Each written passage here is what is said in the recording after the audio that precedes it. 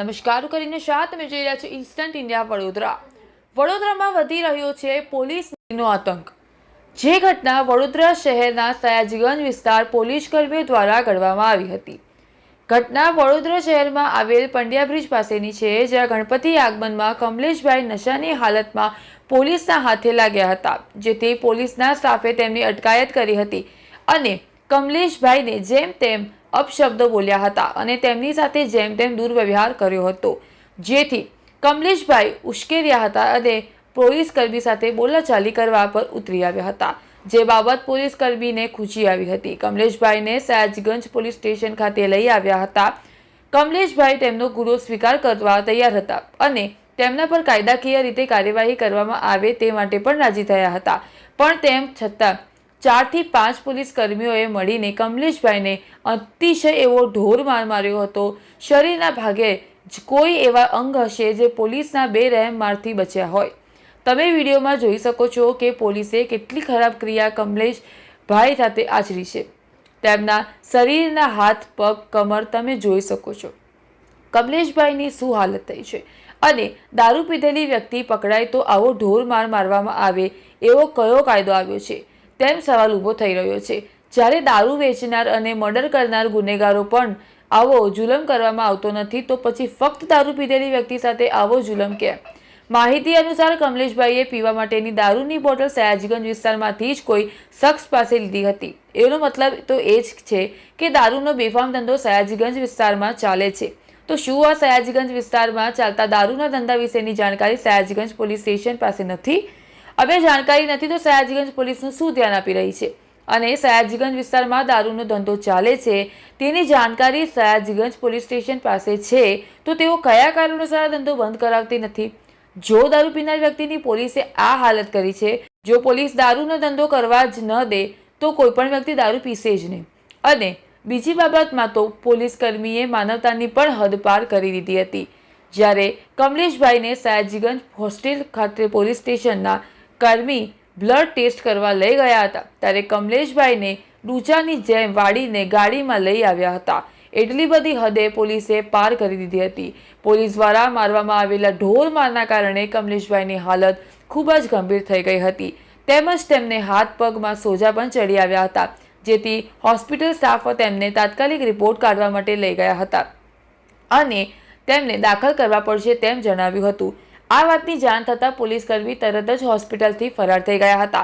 તેઓ શું પોલીસ સ્ટાફની જવાબદારી નથી કે તેઓ ગુનેગારને હોસ્પિટલ ચેકઅપ લાવ્યા છે તો તેમને પાછા હોસ્પિટલ સ્ટેશન લઈ જાય? કમલેશભાઈને ખૂબ જ ગંભીર હાલતમાં પોલીસ કર્મીઓ હોસ્પિટલમાં એકલા મૂકીને ત્યાંથી નાસી આવ્યા હતા અને જો આવી કપરી પરિસ્થિતિમાં કમલેશભાઈને કોઈ મોટી હાનિ થઈ હોત તો શું સયાજીગંજ પોલીસ સ્ટેશનના ઘટના માટે જવાબદારી રહેતી? કમલેશભાઈ તેમના ઘરના એકમાત્ર સહારા રૂપે છે અને તેમના નાના નાના 2 બાળકો અને પત્ની છે, અને જો આવામાં કમલેશભાઈને કશું પણ થયું હોત તો શું આ ઘટના અને કમલેશભાઈના પરિવારની જવાબદારી સયાજીગંજ પોલીસ સ્ટેશન લેવા તૈયાર હોત?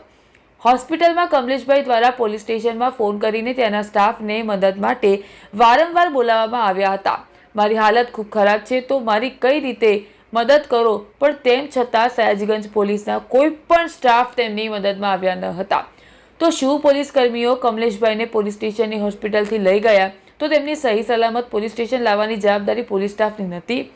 માન્યું કે કમલેશભાઈ નશાની હાલતમાં હતા તો તેમની થોડી બજા સજા આપીને પોલીસ સ્ટાફ તેમને સુધારવાનો મોકો આપી શકતા હોત, પરંતુ પોલીસે આમ ન કરવા માટે મોટો એક્શન કમલેશભાઈ વિરુદ્ધ લીધો હતો, જે તદ્દન ખોટી બાબત છે। ગણતરીના આંકડા કાઢવામાં આવે તો શ્રાવણ મહિનાનો પૂર્ણ થયા પછી શહેરની મોટાભાગની પ્રજા નશાની હાલતમાં હતી, તો શું પોલીસે આ બધા જ લોકોને પકડ્યા અને બધા જ લોકો વિરુદ્ધ આવું વર્તન કર્યું હશે તેમ સવાલ ઊભો થાય છે। તો શું કારણ છે કે પોલીસે કમલેશભાઈ વિરુદ્ધ આવું પગલું પાડ્યું? અને જ્યારે કમલેશભાઈના સગાવાલા તેમને પોલીસ સ્ટેશન જોવા ગયા હતા ત્યારે પોલીસ સ્ટાફે અને ત્યાંના હેડ કોન્સ્ટેબલ સોનલ ડામોરે તેમના સગાઓની સાથે પણ જેમ તેમ વ્યવહાર કરી અપશબ્દ આચરી તેઓનું અપમાન કર્યું હતું અને ત્યાં મીડિયા પણ આવી હતી અને સોનલ ડામોરે મીડિયાના તંત્રી સાથે પણ ઘણા એવા કુવ્યવહાર કર્યા હતા અને મીડિયાને દબાવવાનો પ્રયત્ન કર્યો હતો। આ પહેલા પણ સયાજીગંજ પોલીસના સ્ટાફ દ્વારા આમલેટનો ધંધો ચલાવતી ગુજરાન ચલાવતી વેપારી સાથે પણ ઢોર માર મારી આવો આવો જ ક્રૂર વ્યવહાર કર્યો હતો, જેના કારણે તેને પોતાનું જીવન ટૂંકાવ્યું હતું. તો શું સયાજીગંજ પોલીસના સ્ટાફ દ્વારા કરવામાં આવતી આ બધી યોગ્ય છે તેનો જવાબ લેવા અમે આતુર છે. જેથી પોલીસને હાથ જોડીને વિનંતી છે કે તમે ફક્ત દારૂ પીધેલી વ્યક્તિ સાથે આવો ઢોર વ્યવહાર ન કરો. જો તમારી દારૂબંધી જ કરાવી હોય તો પહેલાં દારૂ વેચનારની વિરુદ્ધ કંઈ કડક પગલાં લો. દારૂ પીનારની સંખ્યા ઓટોમેટિક ઓછી થઈ જશે. અને એમને નમ્ર વિનંતી છે કે ભવિષ્યમાં કોઈની પણ સાથે આવો વ્યવહાર કરતા નહીં. પોલીસનું કામ ગુના ખત્મ કરવાનું છે, ના કે ગુનેગારો ખત્મ કરવાનું. રિપોર્ટર ભરત શાહ. કોણ છો?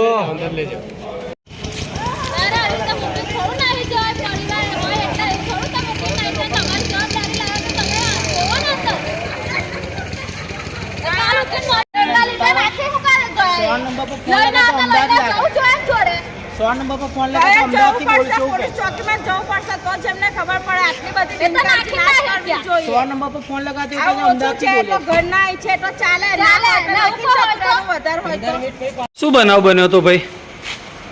સાહેબ મારી ભૂલ છે કે મેં ડ્રિંક લીધું બરાબર છે, તે દરમિયાન મને પકડવામાં આવ્યો હતો.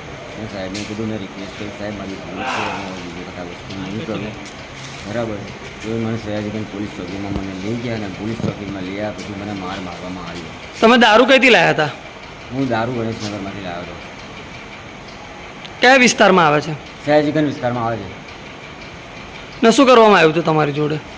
મારવામાં આવ્યો હતો મને. કયા આગળ મારવામાં આવ્યો હતો? મારા વિસ્તારમાં. તમારા વિસ્તારમાં મારવામાં આવ્યો હતો? કઈ જગ્યા પર મારવામાં? બ્રિજ અને હાથે મારવામાં આવ્યું છે. અને મનથી 3 થી 4 પોલીસવાળા. બીજા ક્યાં ક્યાં મારે?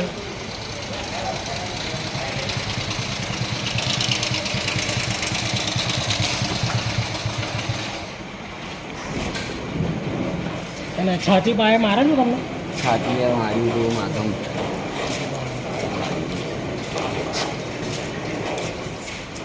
ગીતો મારે લાતો મારે. અને એ હોય પોલીસ સ્ટેશનમાં અંદર મને માર્યા હતા. કયા પોલીસ સ્ટેશનમાં? સયાજીગંજ પોલીસ ચોકીમાં. તમારું નામ? મારું નામ કમલેશ.